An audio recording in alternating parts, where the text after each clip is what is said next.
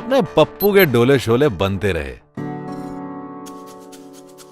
क्योंकि सतीश जी की दुकान चलती रही। लॉकडाउन में जिंदगी चली क्योंकि लोकल दुकानें चली। खाता बुक की ओर से इन सभी लोकल दुकानदारों को दिल से सलाम।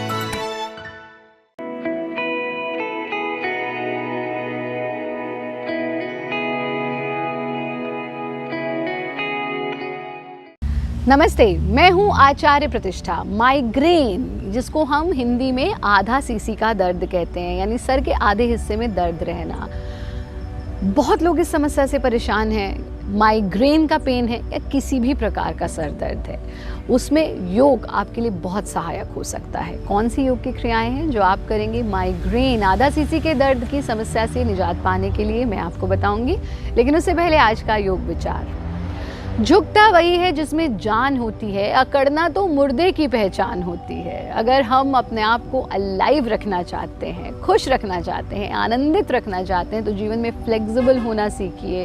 फ्लेक्सिबल होना बहुत ज़रूरी है, तन के धरातल पर भी, मन के धरातल पर भी और आचरण के धरातल पर भी। और इसीलिए हम हमेशा कहते हैं योगी बने, क्योंकि योग आपको सिर्फ फिजिकल फ्लेक्सिबिलिटी नहीं देता, आपको मेंटल फ्लेक्सिबिलिटी भी देता है और आपको सोशल फ्लेक्सिबिलिटी भी देता है, बिहेवियरल फ्लेक्सिबिलिटी भी देता है।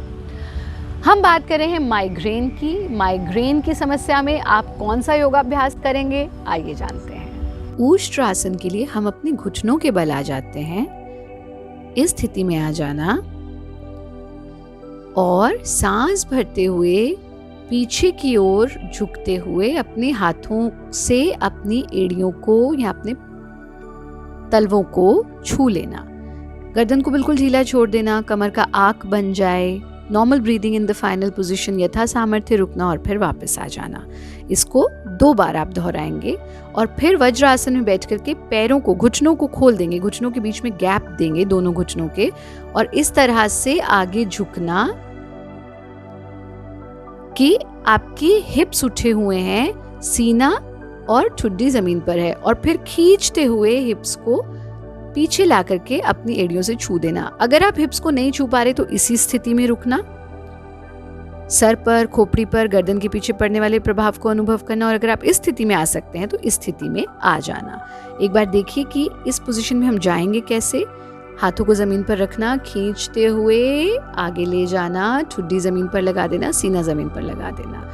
अगर आप बिना हिप्स उठाए से नहीं कर पा रहे हैं तो इस तरह से हिप्स को उठा करके भी इस पोजीशन में आप आ सकते हैं। दोनों पोजीशंस में आप सर पर और गर्दन के पीछे आराम को अनुभव करेंगे। फिर से वापस आकर वज्रासन में बैठ जाना, और वज्रासन में बैठ करके हम करते हैं डीप ब्रीदिंग, यानी एक हथेली आपके सीने पर, एक पेट पर, पूरा गहरा श्वास भरना। चेस्ट ब्रीदिंग पहले हम कर रहे हैं, यानी सांस भरते हुए चेस्ट का एक्सपेंशन, सांस छोड़ते हुए कॉन्ट्रैक्शन। गर्दन को इस तरह से आप पीछे ढीला छोड़ देंगे, पूरा इनहेल करना, एक्सेल करना। There is a lot of power in your breathing. Breath awareness is very very important. 4 से 5 बार ऐसा करेंगे। फिर एब्डोमिनल ब्रीदिंग, यानी सांस भरते हुए पेट का फूलना, सांस छोड़ते हुए पेट का कॉन्ट्रैक्ट होना। इसको भी 4 से 5 बार करेंगे और फिर शरीर को ढीला छोड़ देंगे। क्रियाओं का नियमित अभ्यास कीजिए और अपनी एक दिनचर्या बनाइए, खासतौर पर भोजन की। कई बार देखा गया है जो लोग बहुत लेट अपना first meal of the day लेते हैं, उनको अक्सर भोजन लेट लेने से सर में दर्द हो जाता है। आप कोशिश करें कि समय से ब्रेकफास्ट करें, और जैसे कि हम हमेशा कहते हैं breakfast should be the most, I would not से हेवीएस्ट बट हेल्दीएस्ट मील। तो नाश्ता अच्छे से करें, वो आपके लिए बहुत आवश्यक है। पानी खूब पिएं, स्ट्रेस ना लें, टेंशन से दूर रहें और हमारा कार्यक्रम देखते रहें।